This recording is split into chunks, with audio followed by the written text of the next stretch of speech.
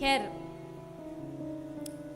हमें प्रयास करना है कि हमारी कोई भी वस्तु, कोई भी समय, कोई भी क्षण ऐसा न जाए जिसको हम ये कह सके कि हाँ ये तो बेकार गया, ये तो वेस्ट हो गया, ये तो ऐसी। आजकल एक शब्द बहुत चला हुआ है और ये शब्द हमें बड़ा आलस्य में जीना सिखाता है। जब कोई हमसे पूछता है कि कैसे हो आप, तो हम हंस के उत्तर दे देते हैं, अरे बस क्या टाइम पास कर रहे हैं। ये टाइम पास जो वाला शब्द है ना, ये कभी भी एक समझदार आदमी उपयोग नहीं करेगा, क्योंकि वो कभी समय पास करने के लिए उसके पास समय ही नहीं है। वो कहां से टाइम पास करेगा। ये जीवन, बस एक बार अपने आप से पूछिए, क्या ये जीवन टाइम पास के लिए मिला है?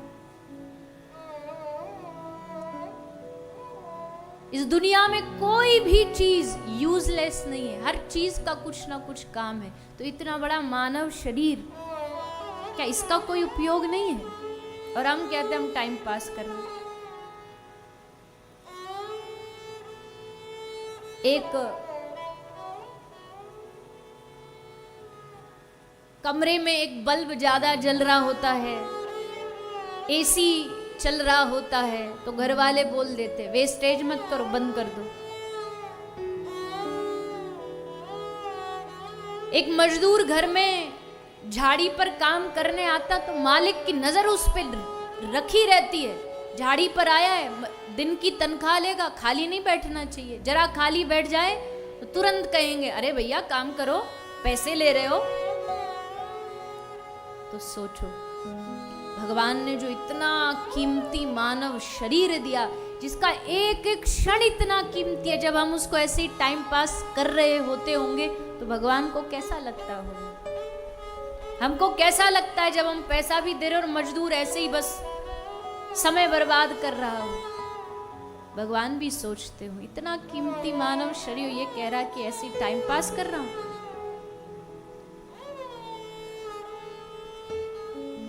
भगवान की दृष्टि हम पे हमेशा रहती है, तो उस दृष्टि में हमें कोई ऐसा कार्य नहीं करना जिससे भगवान को कष्ट हो, पीड़ा हो, कि मानव बना के हमको इससे गलती हो गई।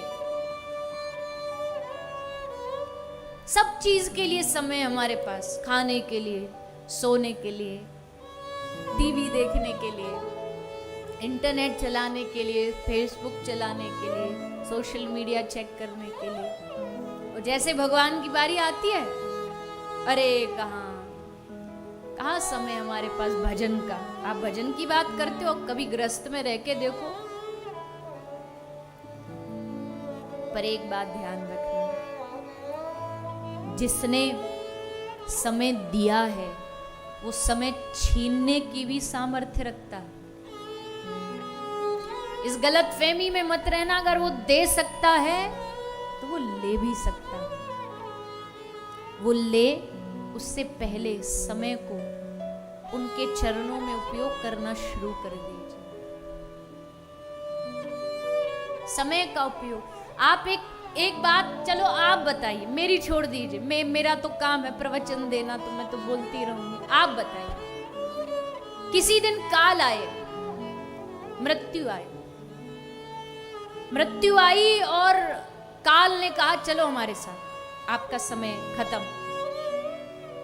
आप उससे कहो, हे काल देवता, हाथ जोड़ रहे हैं, हमको 5 मिनट का समय और दे दो एक्स्ट्रा। हमारा जितना जीवन है उससे एक्स्ट्रा हमें 5 मिनट का टाइम दे दो बस। तो क्या मिलेगा? हाँ या ना में बस बता दीजिए।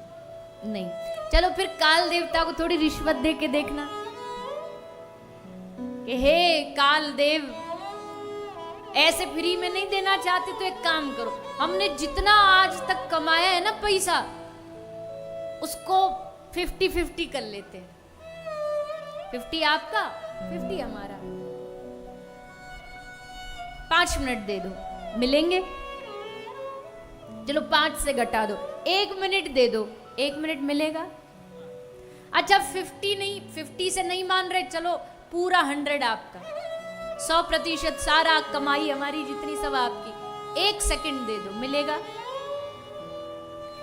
अरे मेरी कमाई छोड़ दो, सारी दुनिया की जितनी कमाई है ना, वो सारी कमाई आपकी, सारी दुनिया में जितना वैभव, पैसा, रुपया, जितना कुछ है सब आपका, तो भी 1 मिनट हमारी आयु से ज्यादा समय हमें प्राप्त नहीं होगा, नहीं दिया जाएगा। इसका मतलब है 1 सेकंड की कीमत दुनिया के जितना धन धान्य है ना, उस सबसे ज्यादा है 1 क्षण की कीमत, 1 सेकंड की कीमत। लेकिन हम क्या कर रहे हैं उस 1 सेकंड का? टाइम पास, टाइम पास नहीं,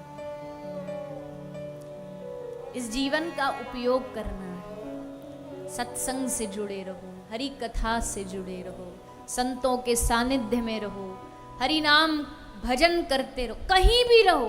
कोई ये नहीं कह रहा, काम करते करते, काम करते करते जो नाम जाप करता है ना, उस पे ठाकुर जी ज्यादा प्रसन्न होते हैं। चलो एक सन्यासी जिसका कोई आगे पीछे नहीं, वो आंख बंद करके ध्यान करेगा तो भगवान को समझ आता है, भैया इसका तो ना मोह है, ना माया है, ना आगे है, ना पीछे। पर जिसके आगे चिंटू रो रहा हो, पीछे पिंटू रो रहा हो, यहाँ बहू चिल्ला रही हो, यहाँ पड़ोसी चिल्ला रहा हो, और उस सब झमेलों के बीच में जो भगवान का नाम लेता ना, भगवान उस पर बड़ी जल्दी खुश हो जाते हैं कि इतनी झंझटों के बीच भी इसने मुझे नहीं बुलाया। माया चारों तरफ से इसे खींच रही थी, पकड़ रही थी, पर ये फिर भी मेरा नाम लेता रहा। उस पर ठाकुर जी बड़ी जल्दी प्रसन्न होते।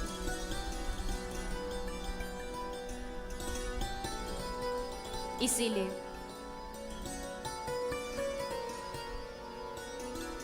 जिस देश में, जिस वेश में, परिवेश में रहो, राधा रमण, राधा रमण, राधा रमण कहो, राधा रमण, राधा रमण, राधा रमण।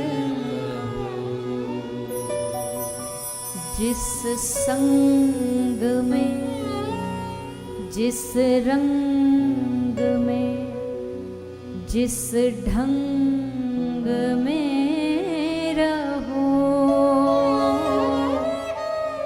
राधा रमण, राधा रमण, राधा रमण कहो,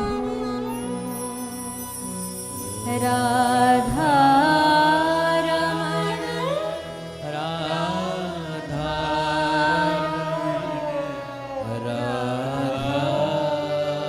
रमण कहो।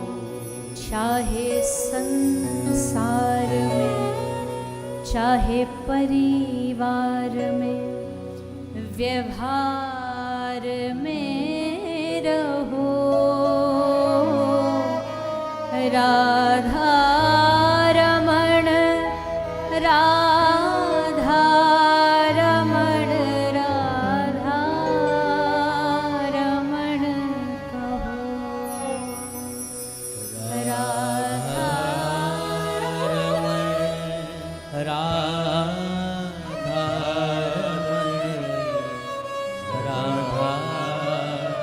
रमण। चाहे संसार में, परिवार में, व्यवहार में, व्यापार में, कहीं भी रहो, बस राधा रमण। जय जय श्री राधा रमण। हरे कृष्ण कृष्ण कृष्ण हरे हरे, हरे राम राम राम हरे। बस यही कहते रहो। भगवान कोई बड़ी चीज नहीं मांग रहे हमसे, साधु महापुरुष भी हमसे कोई बड़ी चीज नहीं मांग रहे। कितना कठिन होता ना अगर हमसे ये कह दिया जाता, भगवान जब तक एक क्षण भी अगर तुम्हारा मन संसार के किसी और वस्तु में लगा रहेगा, भगवान नहीं मिलेंगे तुम्हें। मतलब फिर तो हमारा काम खत्म, क्योंकि हमारा मन तो लगता ही है संसार में। जब तक तुम्हारा मन एकदम एकाग्रता से भगवान में ध्यान में डूब नहीं जाओगे, तब तक भगवान नहीं मिलेंगे। तो फिर तो हमारा तो कोई चांस ही नहीं बचा भगवान को पाने का, क्योंकि हम तो जब भी भजन करने बैठते मन भागता है इधर से उधर, उधर से इधर। लेकिन कह दिया कि भाय कुभाय अनख आलसहु, नाम जपत मंगल दिशि दशहु। भाव से लो, कुभाव से लो, गुस्से में लो, गिरते हुए लो, हंसते हुए लो, रोते हुए लो, सोते हुए लो, कभी भी लो, भगवान का नाम तुम्हारा मंगल ही मंगल करेगा, तुम्हारा उद्धार करेगा, तुम्हारा कल्याण करेगा। बस भगवान के नाम पे भरोसा रखो। जितने महापुरुष हुए, मैंने जितने नाम लिए महाराष्ट्र की धरती के, भक्तमाल में महाराष्ट्र के अनेकानेक भक्त हैं, सब महापुरुषों ने नाम की महिमा गाई।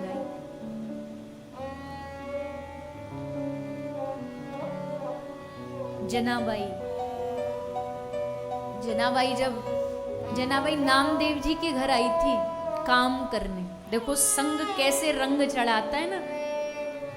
नौकरानी दासी का काम करती थी जनाबाई।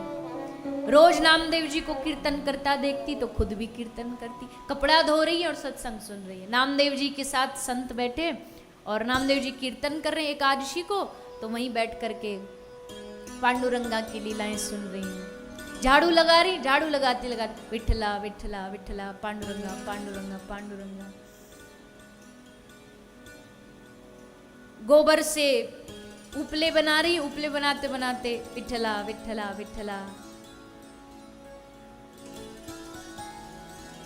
उपलों को कोई पड़ोसन ले गई तो झगड़ पड़ी उससे। बाबा कबीर आए थे जनाबाई से मिलने के लिए। नाम सुना था कि नामदेव के घर एक जनाबाई रहती हैं, बड़ी परम भक्ता है, हम भी तो देखा है। कबीर बाबा आए, देखा गांव में घुसते ही झगड़ा हो रहा, बहुत सारी महिलाएं लड़ रही हैं आपस में। कबीर ने पूछा क्यों लड़ रही हैं? अरे हम तो अच्छा खासा जनाबाई का दर्शन करने आए थे, ये बेकार में क्या झगड़ा देख लिया। किसी ने हंस के कहा जिस जनाबाई के दर्शन करने आयो ना वही झगड़ा कर रही है, सबसे ऊंची आवाज उसी की है। जो बीच में खड़ी होकर लड़ रही है ना वही जनाबाई है। कबीर ने कहा रे राम राम राम, ये क्या हो गया? लगता हमसे गलती हो गई, हमने गलत सुन लिया। पर फिर कबीर को लगा नहीं, भगवान के जो भक्त होते हैं ना इनकी लीला बड़ी विचित्र होती है। ये बाहर से दिखाते कुछ और है, भीतर से कुछ और ही होते। पूछे तो जाके कबीर ने पूछा जैना क्यों लड़ रही है तू? जैना ने कहा इस महिला ने मेरे उपले ले लिए और अपने वाले दे रही है।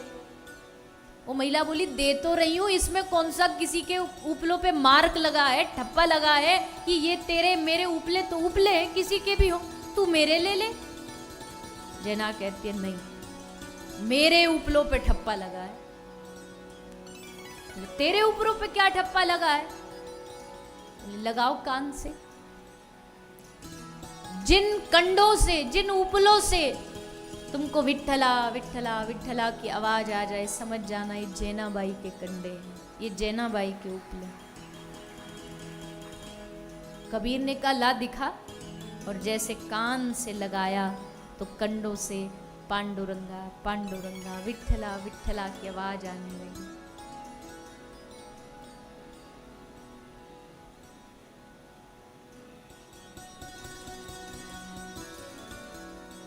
कितनी डूबी हुई होगी जैनाबाई पांडुरंगा के नाम में कि जिसको छू भर दे उससे भी विठल विठल विठल की आवाज आने लग जाए। कैसा प्रेम रहा होगा इन दिव्य महात्माओं का, कैसी नाम निष्ठा रही होगी इनकी कि निर्जीव में से जो बोल नहीं सकता उसमें से आवाज आ रही। नामदेव नामा नाम पर नछावर हो जाते। ऐसी नाम निष्ठा की ठाकुर जी इनकी घर आकर के मजदूरी करके जाते। चोखा मेला, ये सब महाराष्ट्र के भक्त हैं, नामदेव जी की मंडली के भक्त हैं सारे। नामदेव जी की मंडली बड़ी अद्भुत थी। चोखा मेला, चमार निम्न जाति का, और नामदेव जी के संग रह के इसको नाम का रस चढ़ गया। एक दिन मजदूरी कर रहा था, मजदूरी करते करते पूरा घर ढह गया, ऊपर सबके मजदूर मारे गए, चोखा मेला भी दब के मर गया।